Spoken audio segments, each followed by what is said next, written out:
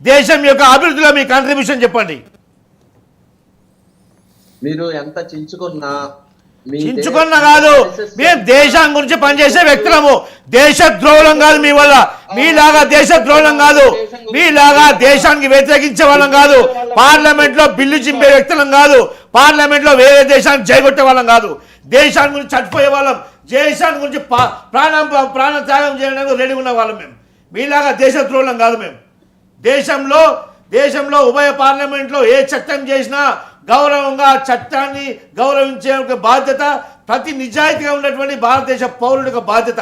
అది కాకుండా ఏ బిల్లు వచ్చినా వ్యతిరేకిస్తాడు. ఇది దేశ ద్రోహం కాకుండా ఇంకేంది? మిమ్మల్ని దేశంలో ఉండనియడమే పెద్ద. వాసుదేవన్ గారు మాట్లాడండి. ఆయన వాదన ఆయన చెప్పాడు, నా వాదన చెప్పకుండా ఆయన ఒకే భయపడుతున్నాడు. అరే భయపడు మాట్లాడు, వాస్తవం మాట్లాడు. నీ కాంట్రిబ్యూషన్ దేశానికి అని చెప్పు. బంగ్లాదేశ్ లో ముస్లింలు, బంగ్లాదేశ్ లో హిందువులు ఊచకోతకు వచ్చినప్పుడు ఏడు వచ్చింది. మీరంతా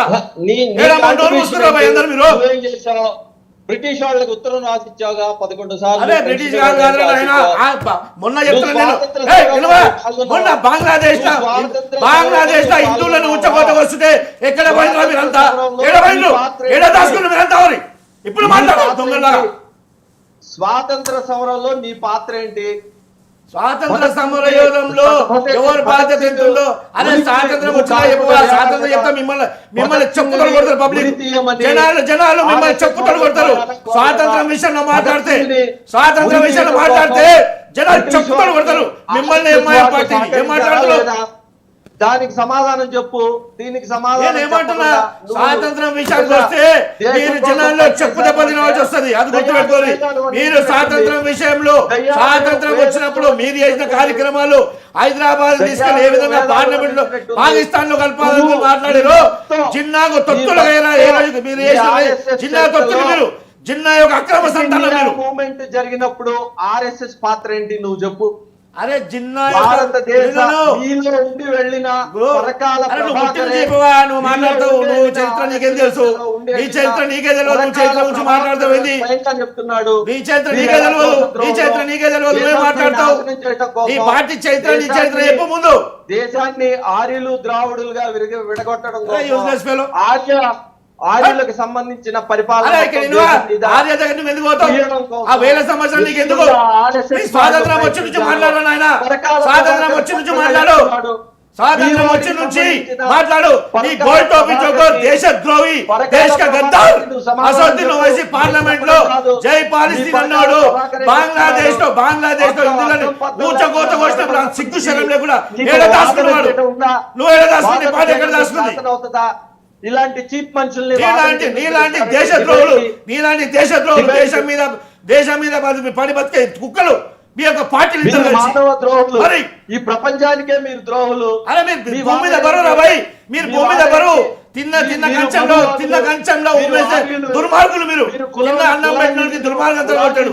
ఏ దేశం మీకు శరణాగతి ఇస్తుందో, ఏ దేశం మీకు షెల్టర్ ఇస్తుందో ఆ దేశానికి వ్యతిరేకంగా పనిచేసే విశ్వాసఘాతకులు మీరు దుర్మార్గులు, దేశ ద్రోహులు. మీరు ఏనాడు కూడా దేశ స్వాతంత్ర సమరంలో పాల్గొనలేదు.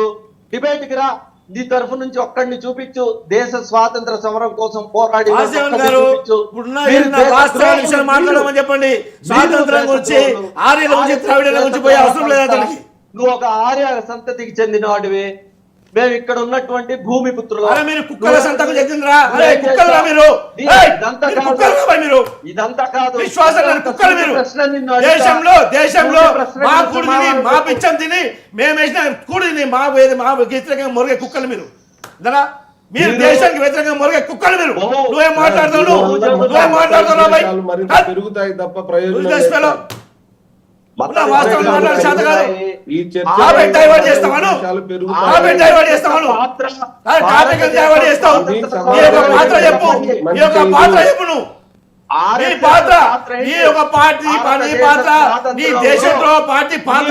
స్వాతంత్రం వచ్చి నుంచి నీ పాత్ర చెప్పు. దేశద్రోహం చేశావు. దేశంలో మోడీ చేశారు. చెప్పుతో కొడితే దేశంలో అంటే అర్థమైందా? చెప్పు తగ్గుతుంది, పండ్లు రాలుతాయి. మరి అభివృద్ధి చెందుతున్న దేశంలో ఇంకా ఇటువంటి చర్చలు రావడం అన్నది దేశద్రోహి పార్టీ. నీ పార్టీ ఒక దేశద్రోహి పార్టీ. నువ్వు మాట్లాడేది ఒక దేశంలో పార్లమెంటు ఒక చట్టాన్ని తయారు చేసినప్పుడు ఆ చట్టం పార్లమెంట్ లో చట్టం తయారు చేసినప్పుడు రాష్ట్రపతి ఆమోదించినప్పుడు మూసుకొని ఆ చట్టానికి అనుగుణంగా వివరించాలి. ఆ చట్టాన్ని వ్యతిరేకించిన వాడు దేశానికి ద్రోహం తలపెట్టిన వాడు. నువ్వు దేశద్రోహి, అసౌద్దీన్ దేశద్రోహి. రెండు పార్టీలు దేశద్రోహ పార్టీలు ఇవి. మీరారా మాట్లాడేది ఈ రోజు? అర్థం పర్థం లేని వాదన మాట్లాడతాడు. అసలు అర్థబద్ధమైంది. నీకెంత అర్థం? దగ్గరికి వెళ్ళి ఇతన్ని నగ్నంగా మనం నగ్న సత్యాన్ని తెలియజేస్తూ నగ్నంగా సత్యం ఏం తెలుసా మీకు? మీకు సత్యం ఏం తెలుసు? మీ బతుకులకు సత్యం తెలుసా మీకు? మీ జీవితాలలో సత్యాలు మాట్లాడావు మీరు? ఒక నిమిషం బషీర్ గారు, నాకు రెండు సందేహాలు బషీర్ గారు. రెండు నేను అడుగుతాను, చెప్పండి. సరే, ఇప్పుడు చంద్రబాబు కానీ నితీష్ కుమార్ కానీ ఏ రకంగా వక్ఫ్ చట్టం వాళ్ళిద్దరికీ ఉన్నది చెరో 16, 17, 32 మంది ఎంపీలు ఉన్నోళ్ళు చట్టాలు చేసేస్తారా? వాళ్ళు సపోర్ట్ చేసినంత మాత్రాన చట్టం అయిపోతుందా? ఒకవేళ వాళ్ళు కాదన్నంత మాత్రం కాదంటే మోడీ చట్టం చేసుకోలేడా? చేసుకోగలడు ఆయన. వాళ్ళు కాదన్న చట్టం చేసుకోగలడు. మోడీ ప్రభుత్వం కేంద్ర ప్రభుత్వంలో ఉంది అంటే కుంటి ప్రభుత్వం ఇది. ఈ ఒక కాలు చంద్రబాబు నాయుడు, ఇంకొక కాలుని నితీష్ మోస్తున్న సంగతి ప్రపంచం మొత్తానికి తెలుసు.